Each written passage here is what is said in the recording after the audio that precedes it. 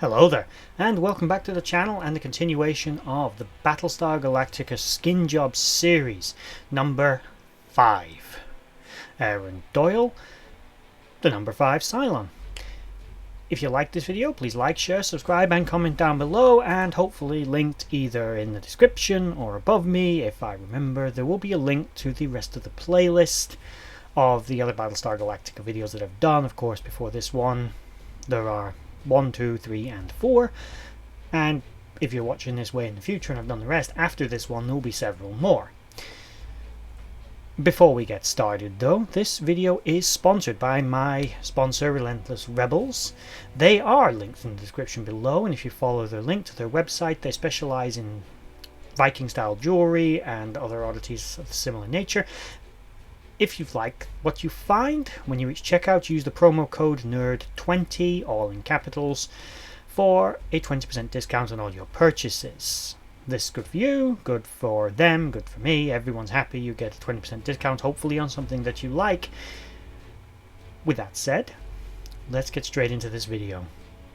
The number 5 models, the Doyles, generally took on roles within the Cylon Empire as sort of your bureaucratic or administrative roles.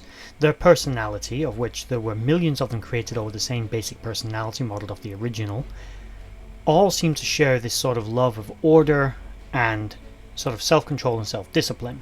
They were a model that was somewhat fairly logical, rational, but was at their core a bureaucrat. They were not really so much of a fighter, more of an administrator. For example, a group of 5s were once made to burn human bodies on New Caprica, and they were complaining that they believed this was work for Centurions, not for them, as they were kind of adverse to physical work. The Doyles had spent some time infiltrating human society before the extinction, or attempted extinction, of the colonies by the Cylons, many of them taking up again administrative roles.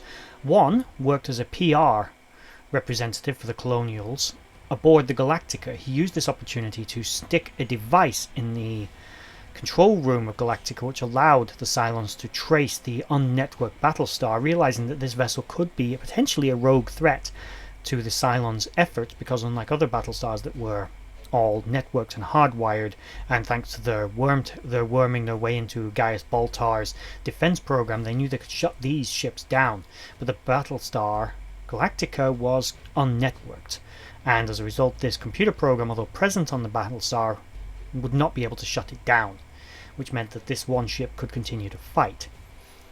Because of his presence aboard the Battlestar, he was amongst the first of the human form Cylons to be identified, and he was abandoned at the Ragnar space station to become very sick due to the nebula, but to be later rescued by his fellow Cylons.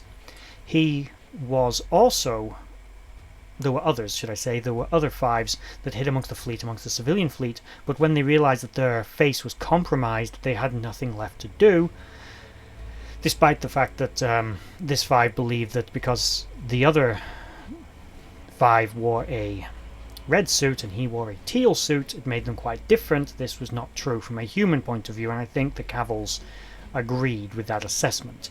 He, as a result, put on a suicide vest and went to try and blow up as many people as possible, committing suicide, although he would have resurrected aboard a resurrection ship somewhere, so it was not really suicide. It was just a very painful way to go and have those memories of it. The 5s were, as I said, very calm, very logical in their approach to everything. They saw when the Raiders refused to attack the Colonial fleet because of spoilers. If you've not seen Battlestar Galactica, this is a pretty big one, so feel free to skip. When they learned that the final 5, or at least some of them, were also hiding amongst the Colonial fleet, the Raiders refused to engage the humans and wouldn't wipe them out. As a result, they voted to lobotomize the Raiders, which helped lead to the Cylon Civil War. They had also voted to box the Dianas. During the Civil War, they would side with the 1s and the 4s against the 2s, the 6s and the 8s. And probably technically the 3s when Diana was woke up.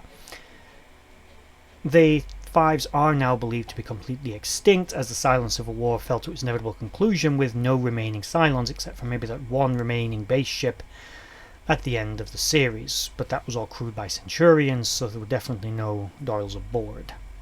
And now we have the Aaron Doral, the number 5 model, organic human form, humanoid, Cylon. Not my favourite Cylon, I will admit. He didn't get a lot of exposure, and I find he was okay, but he was very dry and seemed to lack personality to me, but he was certainly interesting and almost robotic in his movements. I do like how the actor who played him could flick between being quite robotic to quite loud and aggressive very quickly. He was, for example, the one shouting at Baltar to sign a document while holding a gun to his head. And he was also a proponent for the idea when the Cylons occupied New Caprica that increasing the amount of toilet paper for the humans would be good for human morale, and also help Gaius Baltar and the Poles, as they wanted him to remain president so they could continue to manipulate him. So again, there we have it, the number 5s.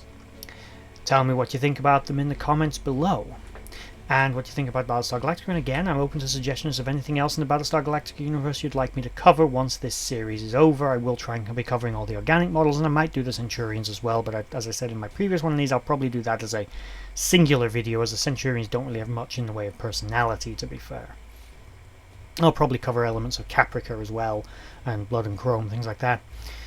But anyway, if you made it all the way to the end of the video, thank you for watching. Please like, share, subscribe, and also check out my sponsor Relentless Rebels, who again are linked in the description below. And don't forget to use the promo code NERD20 if you do decide to buy anything from their website.